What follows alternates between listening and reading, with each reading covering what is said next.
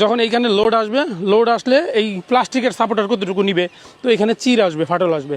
যখন আমরা পাইপগুলো কন্টিনিউ করি, এই পাইপটা কন্টিনিউ হচ্ছে এইখানে, হ্যাঁ, কন্টিনিউ হইলে আমরা সর্বপ্রথম কোন জিনিসটা চিন্তা করব, আমরা যে পাইপটা দিব এই পাইপটা যেন স্ট্রেটভাবে না হয়। স্ট্রেটভাবে হইলে একটা প্রবলেম আছে, যখন আমার রড স্ট্রেট পাশাপাশি পাইপও স্ট্রেট, এই দুটো যদি সোজা হয়, সোজা হইলে ওইখানে ভবিষ্যতে ক্র্যাক আসার একটা সম্ভাবনা থাকে। ঠিক আছে, লোড ডিস্ট্রিবিউশনে ওইখানে ক্র্যাক আসার একটা সম্ভাবনা থাকে। এই জন্য আমাদের যে পাইপটা আছে একটু ঘুরে দিতে হবে, একটু বাঁকা করে দিতে হবে। ঠিক আছে।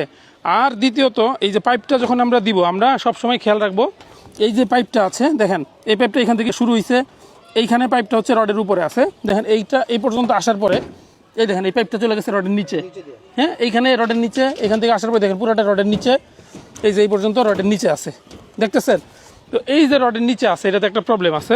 প্রবলেমটা হচ্ছে যখন আমাদের ছাদ কমপ্লিট হয়ে যাবে, যখন প্লাস্টার কমপ্লিট, যখন এইখানে লোড আসবে, লোড আসলে এই প্লাস্টিকের সাপোর্টার কতটুকু নিবে, তো এখানে চির আসবে, ফাটল আসবে।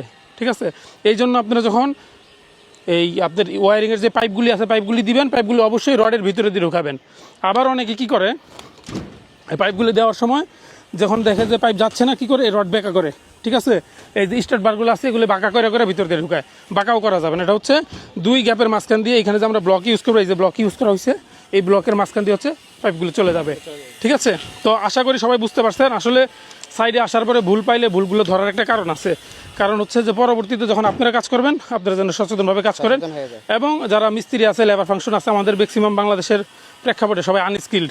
যারা শিক্ষিত মানুষ তারা লেবারের কাজ করতে আসে না। যারা রড মিস্ত্রি বলেন, যারা রাজমিস্ত্রি বলেন, অথবা যারা কন্ট্রাক্টর, ম্যাক্সিমাম আপনি খোঁজখবর নিয়ে দেখেন তারা স্কিল না, প্লাস হচ্ছে লেখাপড়াও জানে না। তো আমরা এমনভাবে ভিডিও করে ট্রাই করি, এমনভাবে আপনাদের কাছে তুলে ধরি যেন আপনারা এখান থেকে শিখতে পারেন। আপনারা কি করেন, ওটা শিখেন না, বরং উল্টা আমাদের ভুল ধরার চেষ্টা করেন। ঠিক আছে। আমি আপনাদেরকে রিকোয়েস্ট করবো, আমরা যে ভিডিওগুলো করি আপনারা এটা মনোযোগ দিয়ে দেখবেন, পরবর্তীতে যে কাজগুলি হবে ওইগুলিতে এগুলি বাস্তবায়ন করার চেষ্টা করবেন। সবাই সুস্থ থাকবেন, ভালো থাকবেন। আসসালামু আলাইকুম রহমতুল্লাহি ওয়া বারাকাতুহু।